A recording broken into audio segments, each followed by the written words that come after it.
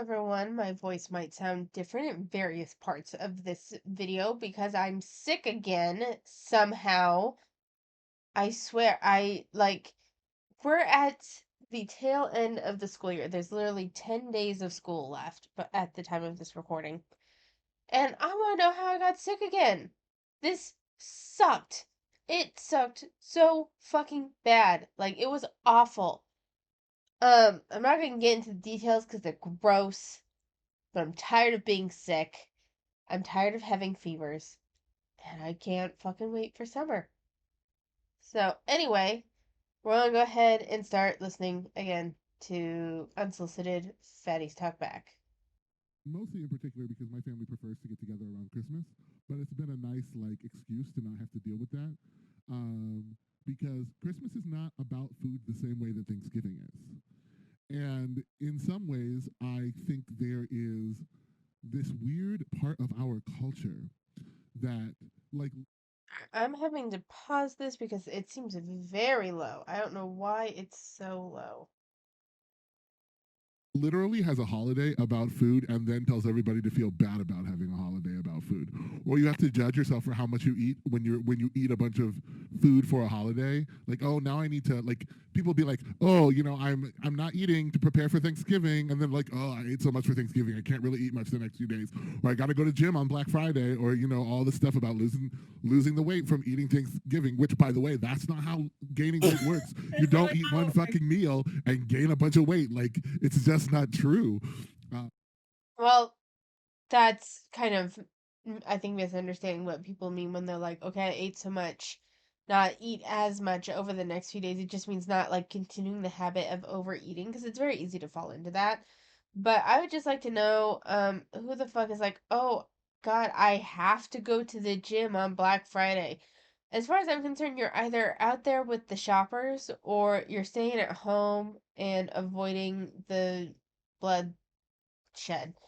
Uh, I'm kidding. It's not what it used to be. I used to be really big on going out on Black Friday. I actually didn't go last year because the deals, well, everything started early. So people don't really go out on Black Friday anymore. At least I don't. If the sales are like start the Saturday before, I'm going the Saturday before. But anyway, yeah, and I'm on a diet to prepare for Thanksgiving. I mean, some people, I guess I could see that doing that. They're For me, I'm not like terribly big on Thanksgiving food, so that's not something I've ever really done, you know? Uh thoughts. Thoughts. I'd like to hear what's when it comes to like eating and stuff on Thanksgiving, what are your habits? Do you fast or diet days leading up to it? Do you go to the gym on Black Friday? Do you exercise really hard on Black Friday? Do you try not to eat so much after Thanksgiving? Like, what is it for you? I mean, when my family used to like really celebrate Thanksgiving, we didn't diet or fast like the day before or anything, but the day of there was a point of like not eating anything until Thanksgiving dinner because it was going to be such a big meal. You could have something small for breakfast, but the general idea is that the Thanksgiving meal was going to be your like biggest meal of the day. And so I guess that was like a level of fasting leading up to that, but that's about it. Um, so I like it is a like it's such a weird, like, it's just a weird holiday in so many ways that, like, yeah, I all I care about it is, like, I love the food and I like the opportunity to spend time with my friends and like my friends. But like, I can do that anytime. I can throw a party with my friends and eat good food anytime. It's just like the other part of it is that we get time off from work, which is like fuck capitalism, which is great. But like, Sometimes and some yeah, people. sometimes that's such a good point. Thank you for reminding me of that. Mhm. Like, I am lucky to be a salaried worker now who gets time off for Thanksgiving, but like, that was not always the case, And I know so many people who will never get that opportunity, and they should. People should have holidays, and not only some people get them, and then other people have to work. Like, that's, I think, one of the weirdest parts. It's such a clearly classist like sort of situation there. But also, that lady, like, we didn't talk about the fact that literally Prudence said to apologize to this lady, and that they were in the wrong for making it physical. And I go back, yeah, I go wanted to for it. talk about Thank you. that. Yeah. Yeah, because I mean, the first thing that stood out to me when I read this was one, maybe it's just because I'm from the hood, but like if you insult somebody in their house, like you are asking to get fucked up. It's No, okay, no, literally, like it's wild to me that like you would say something to someone in their own house. in their own house. Like you're not about to come to my house, to my crib, and say all this shit about my body, especially like I'm not saying that people have to like or are required to make vocal clear boundaries about whether or not people should talk about their bodies. Like I shouldn't have to say to someone you're not allowed to talk about my body. Like that should just be a thing that people don't do. But like specifically like coming to my house saying things about my body to me and then being mad when I throw mashed potatoes or a chair at your motherfucking head, like no, no. And see, that's where we differ a bit because like I agree, you don't go into someone's house and then like criticize their weight and especially like on a fucking holiday. Like just in general it's rude, but then to go to add to the holiday level and someone's hosting you for a big holiday that is very labor intensive like Thanksgiving and then to fucking comment on their weight and be a shit. No, I agree. Like, you're not gonna fucking come into my house and criticize my appearance when I am hosting your ass and you're getting basically free food. Like, you might have to bring, I don't know, your drinks or something, but like in general, the vast majority of the labor and stuff falls on the host. Especially like depending on how many people you're hosting, it just ends up falling on the host. So, fuck you. No, that's not how that's gonna work. You're not gonna fucking come into my house and criticize my physique and all that shit. Fuck you. Like I agree with that. I don't think that then you don't have that you're not like allowed to be mad if I throw mashed potatoes or a chair at you. Like that is taking it too far. Do you not see that? Do you not see that that is like you're not like saying that is rude, but I don't think that justifies me like physically attacking you. I think it justifies me saying you are no longer welcome in my home, get the fuck out. But I don't think that it allows me to then physically assault you basically. No. And that is where we differ. Like there's so many, especially in the fan acceptance community, where they feel like because their feelings were hurt, that justifies a physical action. What the fuck? I don't get that mentality. I don't understand it. I don't understand how you think someone hurt your feelings, therefore you have the right to be like to physically assault them. What the actual fuck? Why is that okay to you? Why do you think it's okay to physically attack someone for words? You know? I don't understand that. If you have enough batteries in your back to come into my house and tell me something disrespectful, you need to be ready for when I swing at you. That's period. Period. You're not gonna come into my house and say disrespectful shit. I don't care how socially acceptable it is. I don't care how many people think that I'm in the wrong for hitting you, for saying fucked up shit about my body to me, especially in my house. No, you're getting fucked up.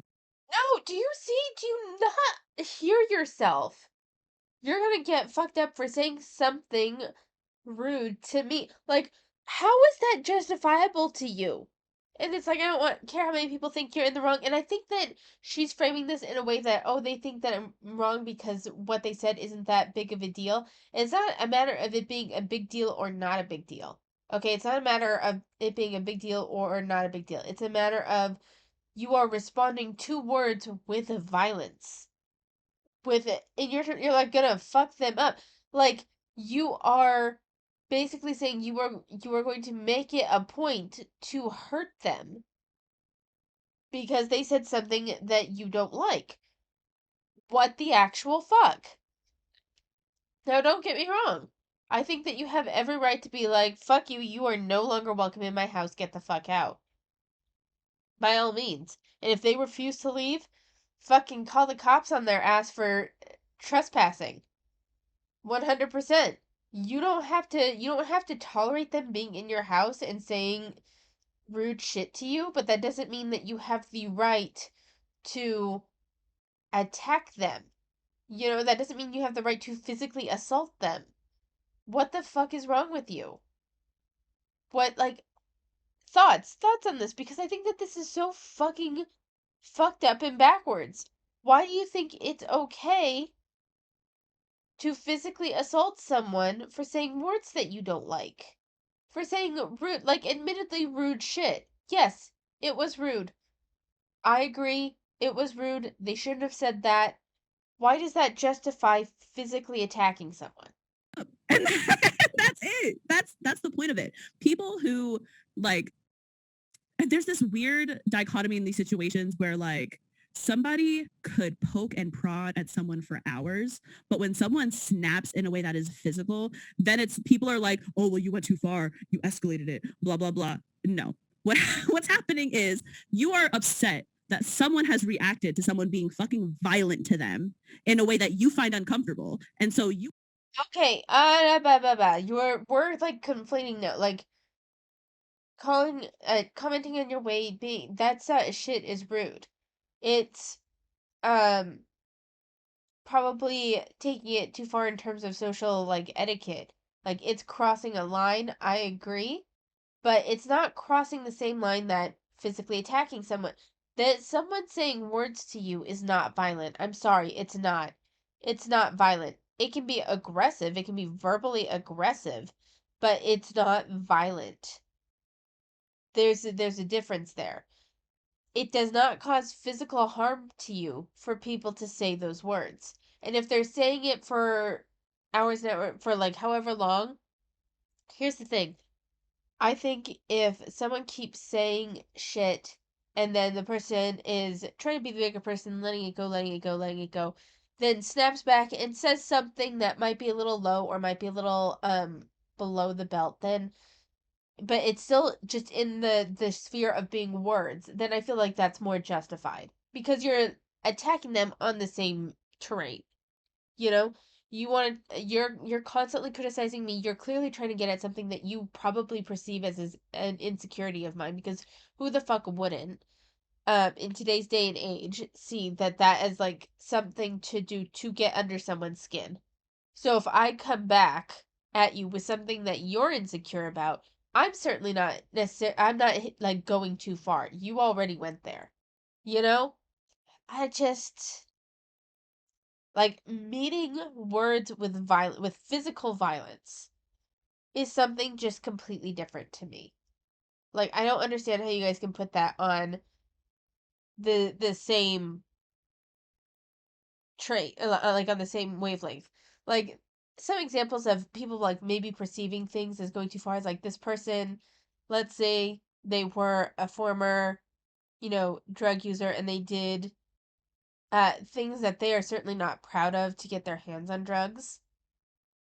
And we'll just for the sake of argument just follow along with me. But they're recovered now and they cut and because and they're in recovery and they're thin, but you're overweight, but you're hosting Thanksgiving and they come and all they do is comment on your weight the entire time. They're in your fucking house.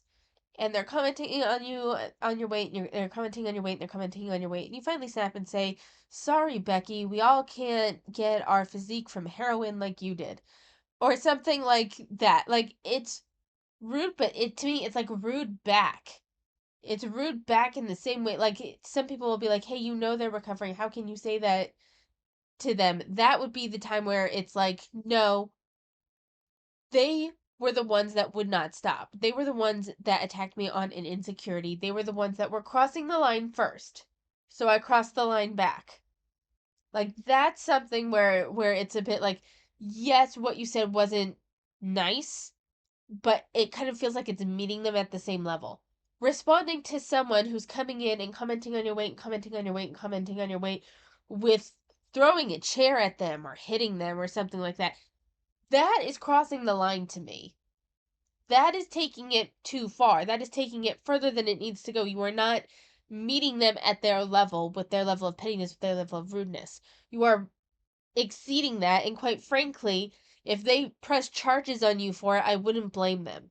You are taking your discomfort and you are taking it out on the person that has been harmed in the situation. Instead of checking on that person, instead of being like, hey, are you okay? Instead of being like, hey, I'm gonna help keep that person away from you until they understand how to change their ways and like apologize to you and not like atone, but basically atone for their actions. Like, don't berate someone who is defending themselves like for If you, as far as I'm concerned, if you are responding to words with physical violence, you are doing more than defending yourself. Even like self-defense claims in the legal sphere, it has to be like a reasonable level of aggression that has justified actions. Someone tries to snatch your purse, and let's say you hold on to it and you like kick them in the stomach and they have bruising, that's like reasonable self-defense, right? But if someone tries to snag your purse and they're pulling your purse and you're holding your purse, like let's say like it's like kind of a tug of war, they are not showing any signs of attacking you personally, and you respond with taking, I don't know, a fucking knife and stabbing them in the throat, that would be like unjustified self-defense. Most likely. I'm not a lawyer, but I'm pretty sure that that would fall under unjustified self-defense. Like there's justified self-defense and unjustified self-defense. And it kind of depends on whether the degree of action that you took matches the circumstances in which you were that like facilitated the need for that. So, if someone's saying it terrible like things to you, justified self-defense would be to say terrible things back. Even though at that point that like no like legal crime is taking place, but we're just carrying the idea of justified self-defense over. But to match words with physical violence, no, that's not justified self-defense, that's unjustified self-defense, if you want to put it that way. And you are now in the wrong because you assaulted someone over it. how they defend themselves if In they their are own home. in their own fucking home, like when they stood there and withstood verbal abuse from someone who is supposed to care for them, who's supposed to protect them.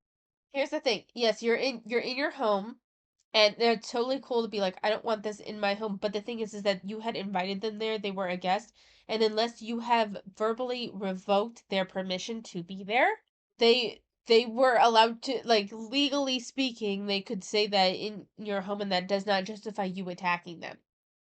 Just putting that out there. You have not yet revoked permission to be at your home.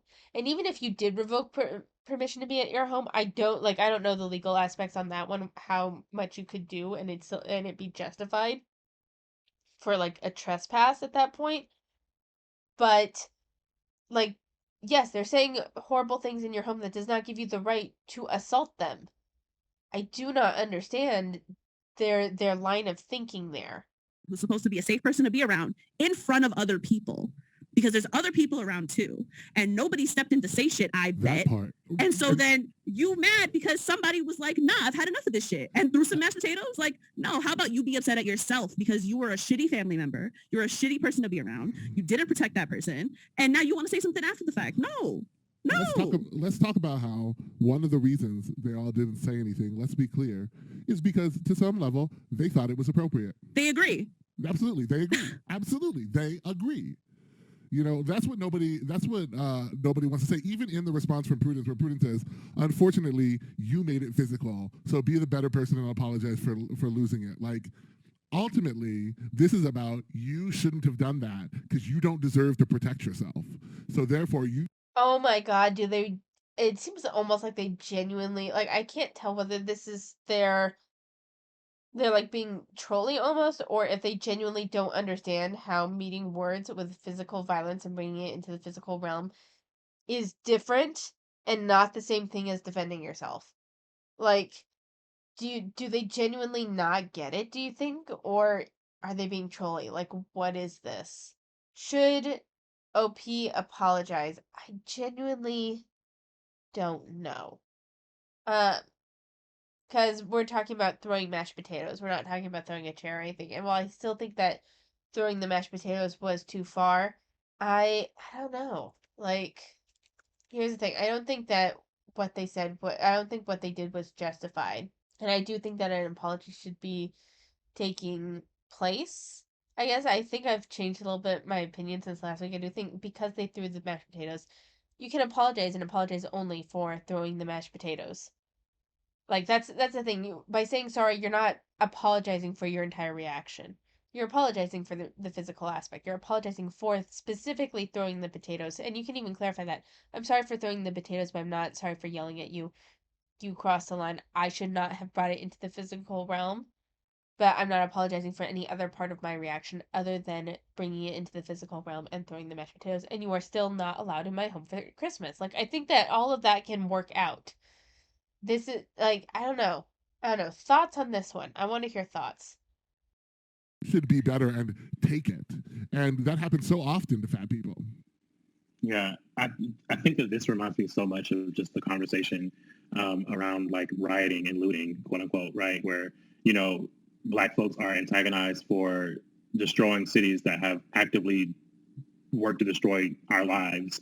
And, you know, like it's always a conversation about respectability and you know, like what's a quote unquote proper way to respond to violence or respond to harm, because the understanding is that any sort of verbal reprimanding or verbal assault, it's not assault or violent, right? The only form of violence is physical, is the general idea. But I think fat folks I think that there's this continued idea that fat folks are supposed to take the punches lying down, right? Like we're supposed to be beaten up, antagonized, brutalized for. Okay, let's be clear though. Saying words to you is not attacking or brutalizing you. It's antagonizing you for sure. And it's not punching you. Like verbally, yes, but not like physically. And this to act as though physical punches and verbal punches are the same thing is just delusional in my perspective. They're not even close to the same thing. They can, don't get me wrong, someone saying shit can piss you off, and I think it gives you the right for non physical, non violent retaliation. Saying words back, revoking access to your home, all reasonable, I think. I think it's perfectly reasonable to say, if you have such a problem with my body, then I'd like you to get out of my house. 100%. 100%. Revoke access to your home, say they are no longer welcome, say that if they do not leave your home in the next 15 minutes or whatever, you will call the police and have them charged with trespassing. 100%. 100%. Go ahead. Go ahead and do that. I think you're fully within your right to do so. If they are trying to say, well, too bad, I'm going to stay here, because there are family members like that. Like, by all means, bring the police in, fucking make them regret it in a way that does not physically harm anybody. For living in our bodies, right? For existing as we exist. And there's nothing that we're supposed to do about it, because ultimately, like you just said, Brian, like we're the ones in the wrong for being fat people. And so, yeah. You're not in the wrong for being fat. You're in the wrong for bringing physical violence into what's essentially an argument, into what's essentially a verbal bullying situation, even if you want to go that route. It can be a verbal bullying situation, but that doesn't give you the right to have a physical retaliation. There's a difference there. It makes perfect sense to me that, you know, a Prudence or this person's family would attempt to blame the victim in this case, because fat folks don't get to be understood as victims. We don't get the right or the access to victimhood and survivorship, right? And I think that that's doubly true for folks who are also Black. I don't know the race of this person, but I do know that, you know, like this is how we are engaged. And so it just, for me, like the whole conversation and the whole, like the response that we've seen to the article or to this person's entry just reminds me so much of the ways that Black folks are engaged writ large, and the ways that fat folks are engaged writ large. Yeah, I think that's especially true going back to what you said about like taking the punches lying down. Like I think that's especially true for fat people who don't hate themselves and don't hate their fatness. Yep. Because like there's this like if you're a fat person who hates your body, people know that about you. Like I think that is like people are acutely aware of how fat people feel about their bodies. Um, and so the violence that we face as fat people, I think is very corrective, and you only, I won't say only, but I think primarily we face it when people are like, wait, you're supposed to feel this way, so I'm going to make you feel this way, as opposed to like I think it's specifically like also in familial environments there's this like I have to like you have to feel this way, and if you don't, I'm going to make you feel this way. That happens where like if you're a fat person who already feels badly about your body, people are, I think in my experience, less likely to do that like active violence onto you. I don't know if that's Because you're always being true. you're being a good fatty. Yeah, exactly. Yeah, Like I that's the mean whole that's thing. what it Once comes down again, to. Criticizing your weight is not an act of violence, and it pisses me off that they equate that with an act of violence. Like, it can be bullying. Someone can still be mean, but it's not violent. You're Yeah, being a sad fatty. oh yeah, And that's sad, what yeah. people want to see. Right, fat people are not allowed to be happy. And also, I got to just point out, as we talk about the violence and taking it lying down, back to the idea again that you can't, like, again, the anti-fatness comes from anti-blackness, because we know what the studies say about how people perceive black people in pain, right? And so we can think about this and understand if the problem, or if the idea that fatness was a bad idea or was bad, came from the concept of black people being able to be larger and to do that, then it makes a lot of sense that a lot of the concepts we think about fat people, specifically around whether they can or cannot withstand pain, have that intertwined. So there's this idea, again, literally, that fat people can take the pain better than thin people. I was just doing some Google searches, and you would be surprised or not how many like people are like, can fat people feel pain the same way that thin people do? You know, and like the same conversation happens there. And I wouldn't be surprised that there's a perception that literally fat people should be able to handle it better. You know, as if we are both at once less than, but should be better than thin people. Like there's this such an interesting dynamic that exists there, where as a minority, as an oppressed minority, you are expected to be both like sad about your state or recognize that you are bad or not good enough, but also you must be the noble one, right? The one who withstands everything, because that's the only way you can get to being good. I think that for someone listening to this, I mean, I think the follow-up question would be then how do you handle these situations when they come up, when they inevitably come up, right? I don't know if I have any, I mean, like, this is so ironic to say after like I was quoted in an article about this, but I don't think I have any good advice about what to do in this scenario that doesn't involve losing something or someone. And that's not what people want to hear, because ultimately if you're someone who's been wronged or if family is something that's very important to you, or you want to be able to have positive relationships with the people who, you know, you see only like once or twice a year at these events, it's hard to conceptualize or justify to yourself like not talking to them or putting distance between yourself and others. But like that's the only thing in my experience, at least with the people that I'm used to this kind of negative, punitive like talk from. The only thing that's worked has been estranging myself, and that sucks. That sucks. I will say like Do you see how, like, distancing and estranging yourself is a non-violent way of doing something?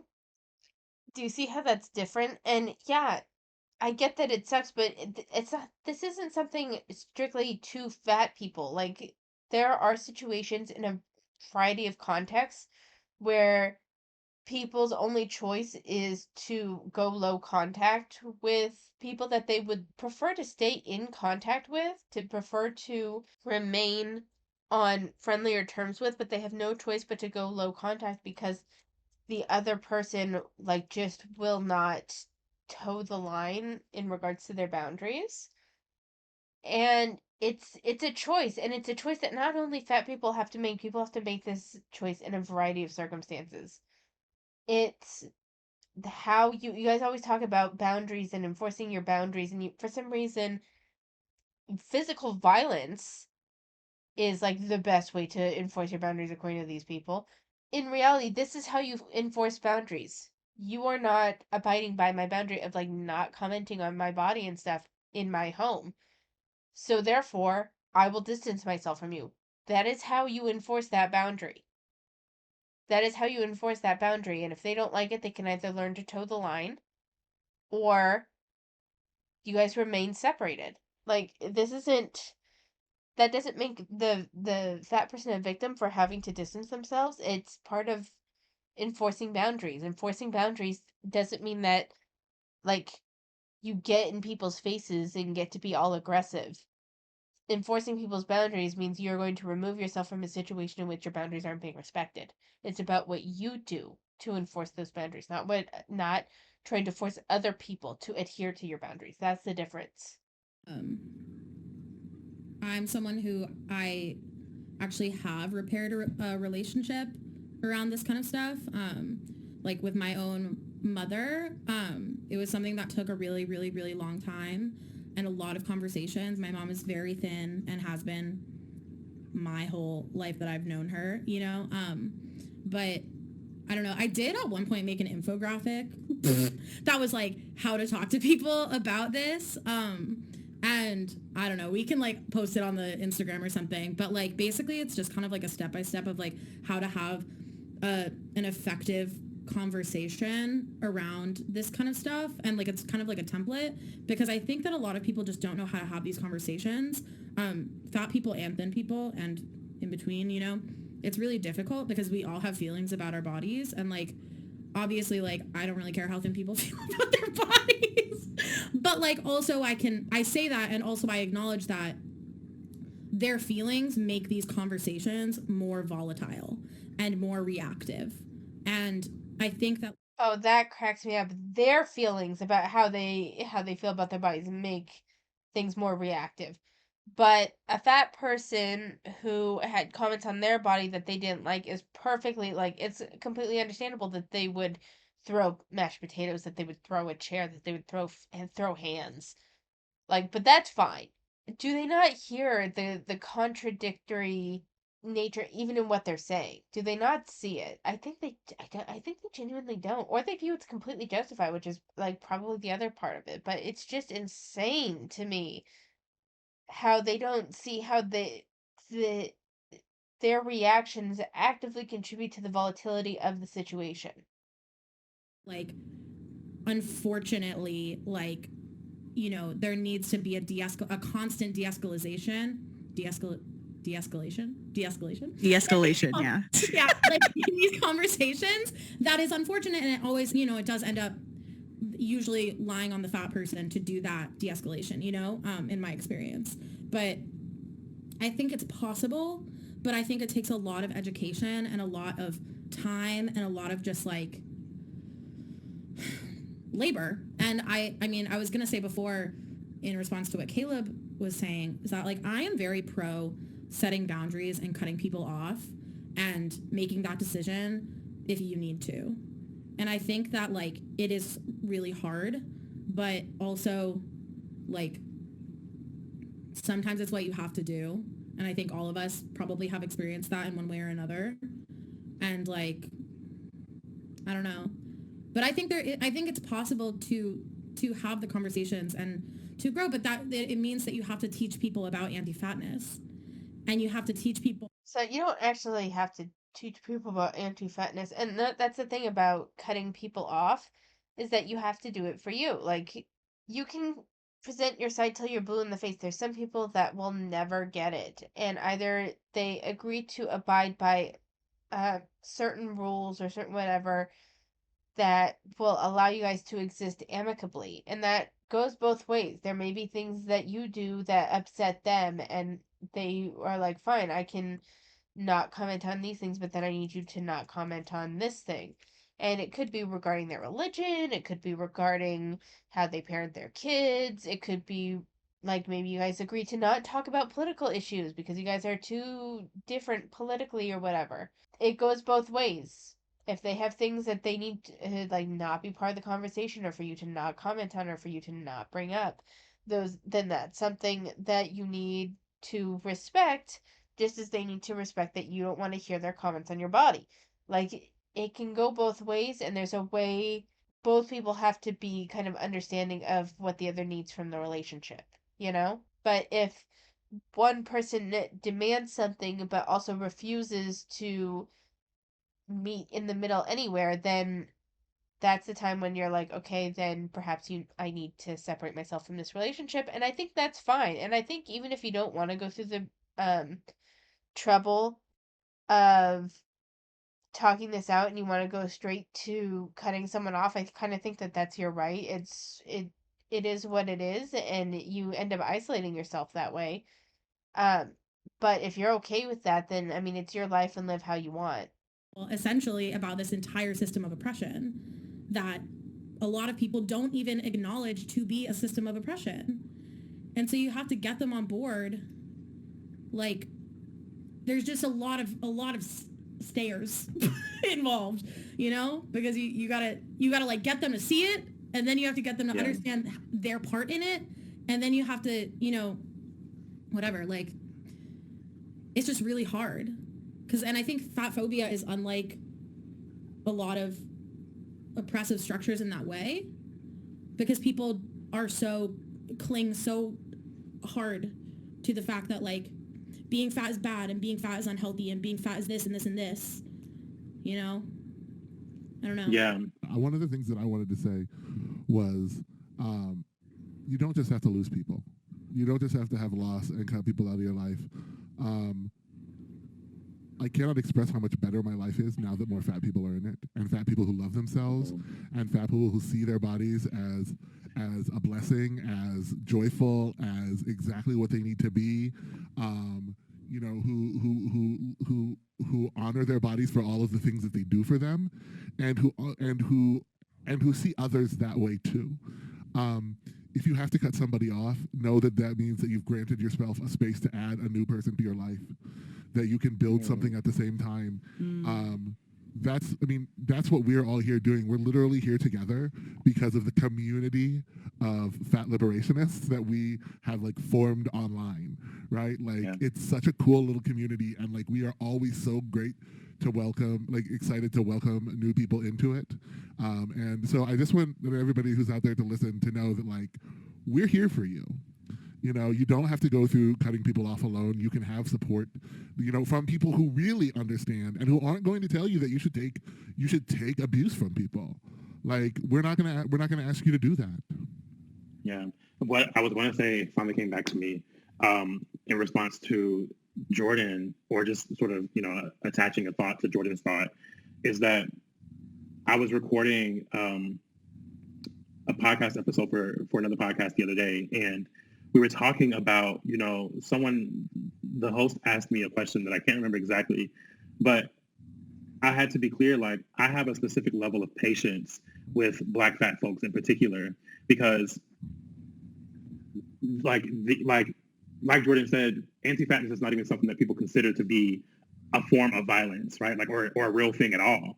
And so you like have people who are being socialized under this anti-fat structure, who then have to unlearn any of that if they even get access to learning about fat studies. Like if I hadn't been on Twitter in 2017 or 2016, I would have never come across fat studies as a discipline at all, right? So then you have to like realize that most people are coming into having this politic, if at all, through body positivity, which means that there's literally levels to the things that people have to unlearn, because the moment that they start feeling comfortable and finding a home in body positivity, they're learning, oh, well, even that's fucked up, right?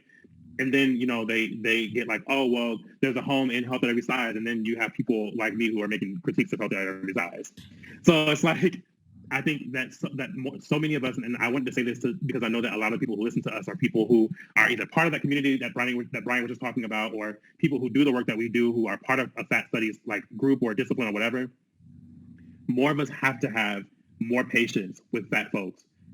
I don't think people recognize the fact that fat studies is a 2 decades old discipline. It's one of the youngest academic disciplines around, right? So like, we have to be patient with each other. We have to be patient with the learning process and realize that, it doesn't mean subjecting ourselves to violence from people that we just cannot withstand. But it does mean that we have to be honest about where fat liberation is in this moment. And it's not far. Not many people even know what that means. So I thought that would be an important addendum to what Jordan said, because I thought, Jordan, what you said was just so important.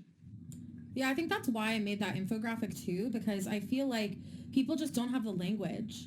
And they don't have the, and when you don't have the language, it's really hard to be patient with people.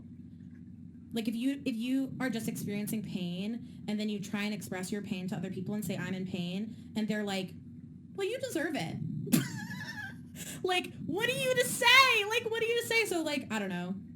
I'll share it with y'all and then we can if you don't, I think I really appreciate what you said, Deshaun. I am reminded of the first time I was exposed to Freire's pedagogy of the oppressed. Yes. And the importance of education and the importance of the oppressed doing education in the opportunity to, because the oppressors are not going to do the work for us. It sucks and it's shitty, but we don't necessarily, what I always think about that, and when I do, I reconcile that with the concept that I have to carry often, which is I don't need to educate thin people on my life, is what pedagogy of the oppressed, and I think what Freire is really talking about, is we need to educate each other. We got to lift up each other. We don't need thin people to make a revolution. We don't need thin people for liberation, but we all got to get together. We ought to get people together and on the same page and do the work with each other in our own communities where it makes sense, so that we're not exposed to that violence. Black fat people talking with black fat people, white fat people talking with white fat people, recognizing where we can best connect with people and really taking the opportunity, to do that together. I think that's really important. I find myself wishing more and more often that I had found this community sooner. I feel like the time at which I made the decision to sort of estrange myself from my mother, I mean, obviously the weight talk and the fat phobia, unrelenting fat phobia, was not the only factor. Usually if someone feels the license and authority and entitlement to comment on your size day in and day out, there's usually a lot of other fucked up complexes there that indicate or give rise to trauma and abuse. And so I had really good reason to distance myself from my mother for the time being when I did. But I always wonder that maybe if I had this community, if I had people like you, Brian and Jordan and Caleb and Deshaun, to really talk through these things with, that I don't know, that I would have been able to maybe broach those conversations in a way that were not as exhausting for me. Because trying to start those dialogues with people like your parents, for example, who are by the time you grow to a consciousness, they're very stuck in their ways. Yeah. Just from sheer age, but also just from habit, right? It's exhausting to try to change somebody's mind who's had their mind set for such a long time on a certain things. I can't remember a time when my mom wasn't obsessed with her weight, my sister's weight. I couldn't tell you, I couldn't give you a date that signaled a single day in which my size was not mentioned during my childhood and afterwards, my whole entire life.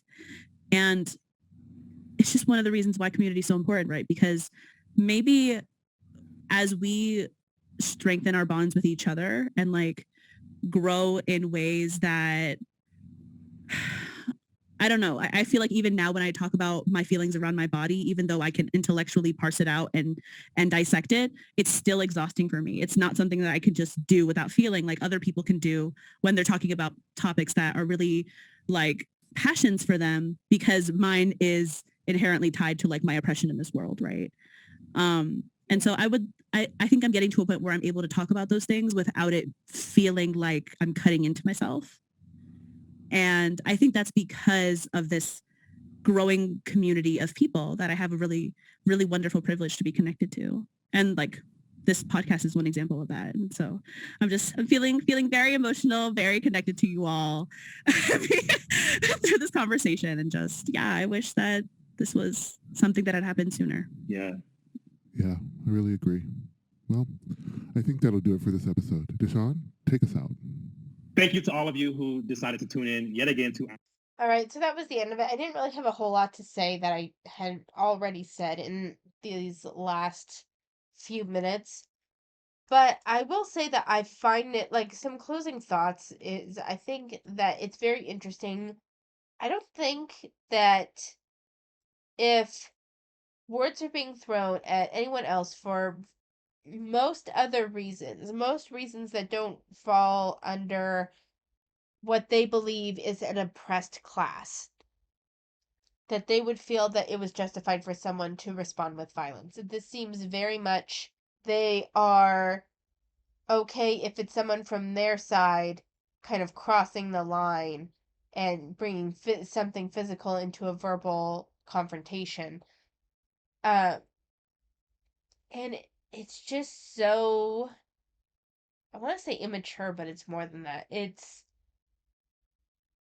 the words aren't coming to me, but it's so one-sided. I mean, it's very much for me, but not for thee. And their perspectives like this are what make me think that we will probably never reach a point of consensus, because it seems like the only way they'll be happy is if you 100% agree with them. And anything less than that is either violence towards them or bigotry or oppression or what have you. And honestly, it's responses like this, responses to this, and then their ongoing conversation that kind of make me, and I'm sorry, my nose is getting stuffed again, uh, but kind of make me lose faith in general human discourse a little bit, because they've basically made it clear that they don't want to hear anyone else's perspective, and that they view it as a personal attack if you do have a different perspective. And through that view of a personal attack, they feel it's okay to physically assault you for disagreeing with them, essentially. And this is the issue that I have with the fat acceptance and fat liberation groups, because there is no room for civility here. There's no room for civility. And it's just depressing. Like, honestly, more than anything, I found that this was, more than being anger inducing or anything else, this was just massively depressing to me, to see how much they'll justify bad actions from their party because they don't like something that another party did. I mean, they'll justify a lot, and I find that depressing. So I'm gonna leave it here. I hope this was an okay uh episode. I'm so tired of being sick. I'm so tired of being sick. So I'm gonna leave it here. I hope the video was okay for you all. I hope you enjoyed it. Thank you so much for watching. Take care of yourselves, and I will see you next time.